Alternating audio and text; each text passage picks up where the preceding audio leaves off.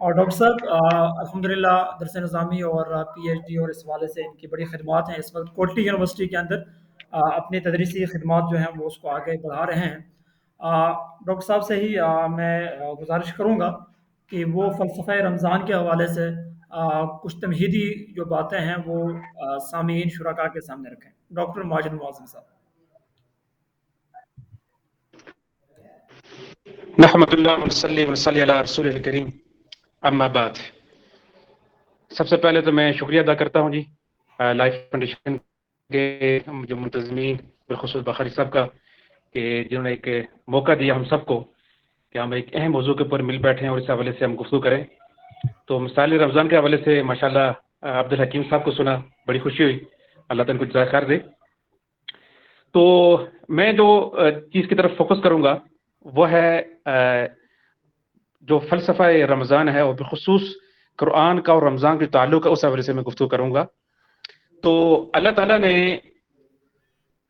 رمضان مبارک میں ہی قرآن مجید کو نازل فرمایا، شہر رمضان الذی انزل فیہ القرآن، کہ اللہ تعالیٰ نے رمضان مبارک کے اندر قرآن مجید کو نازل فرمایا۔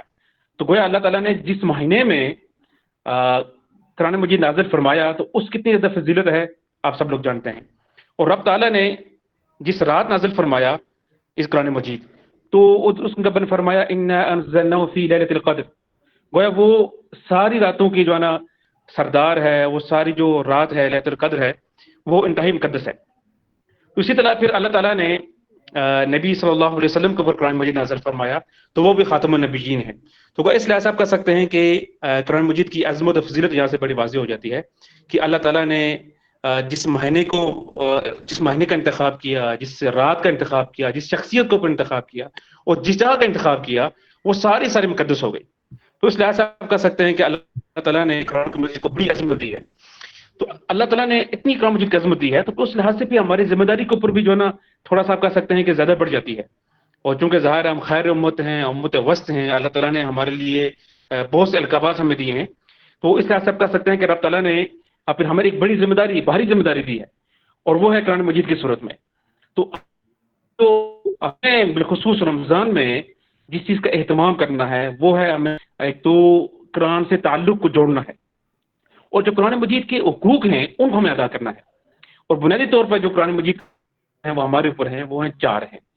ہے کہ ہم قرآن مجید کی تلاوت کریں، کہ کوشش کریں کہ ہم رمضان مبارک میں 1 پارہ روز تلاوت کریں، اور عام روٹین میں جب ہم 11-12 مہینے جو ہمارے رمضان غیر رمضان میں ہوتے ہیں تو کوشش کریں کہ ہم روزانہ اگر ہم 1 رکوع کی تلاوت کریں تو بہت بڑی بات ہے، کیونکہ بہتر عمل وہی ہوتا ہے کہ جو بے شک کم ہو لیکن تسلسل کے ساتھ ہو۔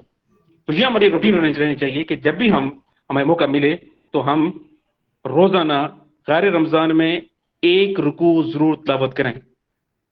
پھر اس کے بعد جو دوسرا حق ہے قرآن مجید کا جو بالخصوص ہمیں اس پہ کرنا چاہیے وہ یہ کہ جب ہم تلاوت کرتے ہیں تو تلاوت کے بعد ہمیں ان آیات کو سمجھنے کی بھی کوشش کرنی چاہیے، انڈرسٹینڈ کرنا چاہیے۔ یعنی بالکل اس کی مثال وہی ہے کہ جس طرح کہ حکیم صاحب نے بھی عرض کیا کہ اگر کوئی ڈاکٹر کوئی تجویز کرتا ہے، میڈیسن تجویز کرتا ہے، تو جب تک وہ اس کے اوپر عمل نہیں کرے گا، اس کو پرہیز نہیں کرے گا تو اس کو کوئی فائدہ نہیں ہونا۔ تو اس گلے پی لے اس نسخے کا کوئی فائدہ نہیں ہے، بلکہ فائدہ اسی وقت ہوگا کہ جب اس کے اوپر عمل کریں گے۔ تو قرآن مجید عمل کی کتاب ہے، اس کے اوپر عمل کریں گے، اس کو سمجھنے کی کوشش کریں گے، پھر وہ فائدہ بھی دے گی۔ تو دوسرا جو ہے وہ اس کو ہمیں انڈرسٹینڈ کرنے کی کوشش کرنی چاہیے، اس کو سمجھنے کی کوشش کرنی چاہیے۔ اور اس کا بڑا بہترین نسخہ ہے کہ اس وقت جو ہے نا ہم رمضان کی طرف جا رہے ہیں، تو رمضان میں اگر آپ کوشش کریں کہ ہم 1-2 آیات روزانہ سمجھنے کی کوشش کریں، اور غیر رمضان میں ہم کوشش کریں گے روزانہ اگر صرف 1 آیت ہی ہم سمجھیں تو سال کے بعد 365 آیات ہم سمجھ چکے ہوں گے۔ تو یہ بہت بڑا پیکیج ہے اس لحاظ سے۔ تو جس طرح کے صحابہ کرام کے بارے میں بھی آتا ہے نا جی، وہ ایک صحابی تھے سورہ بقرہ، انہوں نے کئی سال لگا کے سیکھی تھی، یعنی وہ اہل عرب تھے، عربی بھی جانتے تھے، اس کے باوجود انہوں نے اتنا ٹائم لگایا۔ تو اس لیے ہمیں کوشش کرنی چاہیے کہ اگر ہم روزانہ تھوڑی آیات 1-2 آیات سمجھنے کی کوشش کریں تو یہ بہت بڑا جو ہے نا کام ہوگا۔ پھر تیسری چیز یہ ہے کہ جب ہم تلاوت بھی کرتے ہیں، جب ہم سمجھنے کی کوشش کرتے ہیں، پھر عمل کی باری آ جاتی ہے۔ تو جو آیات ہم پڑھ رہے ہیں، جو چیزیں ہمیں احکامات معلوم ہو رہی ہیں، جو تعلیمات معلوم ہیں، تو ان کو پھر اپنی زندگی میں نافذ کرنے کی کوشش کریں۔ تو یہ تیسرا حق ہے، عمل کرنا۔ پھر چوتھا اور آخری حق جو انتہائی ضروری ہے وہ یہ کہ پھر آپ اس پیغام کو دوسروں تک پہنچائیں. یعنی رب تعالیٰ نے یہ قرآن مجید ہمیں دیا ہے اور یہ ایسا کلام ہے کہ پہاڑوں نے بھی انکار کر دیا تھا, آسمان نے بھی انکار کر دیا, زمین نے بھی انکار کر دیا, تو اس انسان نے اس کو سنبھالا ہے, اس انسان نے اس کو لینے کی کوشش کی, امانت اس کے اوپر ڈالی گئی ہے, تو اب اس کی تبلیغ, اس کا ابلاغ دوسروں تک پہنچانا یہ فرض ہے. یعنی انسان کے پاس خوشبو ہو تو اس خوشبو کو دوسروں تک پہنچائے. تو یہ ہمارے پر فرض بنتا ہے کہ ہم قرآن مجید کو سمجھنے کی کوشش کریں, عمل بھی کریں, پھر دوسروں تک پہنچائیں گے. تو بالخصوص رمضان میں یہ ہمارے ایک موقع ہوتا ہے کہ اس وقت ایک نیکی کا ماحول ہوتا ہے, ایک پورا ایک معاشرہ اس طرف جا رہا ہوتا ہے, تو یہ ہماری ایک پریکٹس ہوتی ہے, ٹریننگ ہوتی ہے, بالکل سیدھا ٹریننگ ہوتی ہے کہ جس طرح کے ایک آرمی کے لوگ ہوتے ہیں وہ پہلے 3 مہینے کی ٹریننگ کرتے ہیں, پھر جا کر وہ میدان میں اترتے ہیں.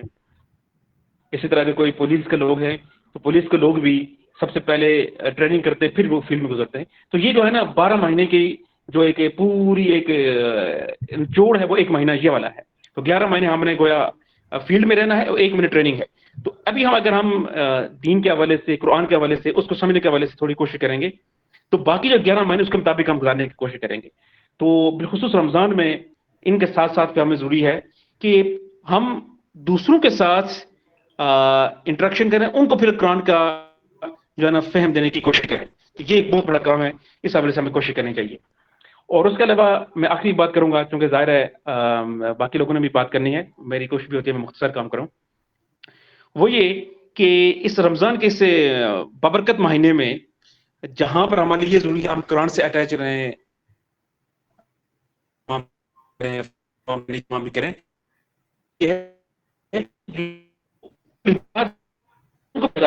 اس میں زکوٰۃ کہنا چاہیے. جو جتنے بھی مہینے میں آپ کی جو زکوٰۃ نکلتی ہے اس کو آپ اس مہینے میں نکالنے کی کوشش کریں. اور آج کے بالخصوص ان حالات میں جبکہ بہت سی تھوڑی سی مشکلات بھی ہیں, تو وہ جو غریب لوگ ہیں, غربا لوگ ہیں, جو اپنا معاملات درست نہیں کر پاتے, تو ان تک پہنچنے کی کوشش کریں. تو اللہ تعالیٰ سے دعا ہے کہ اللہ تعالیٰ ہم کو عمل کرنے کی توفیق عطا فرمائے. اور آخر میں پھر میں سب حضرات کا شکریہ ادا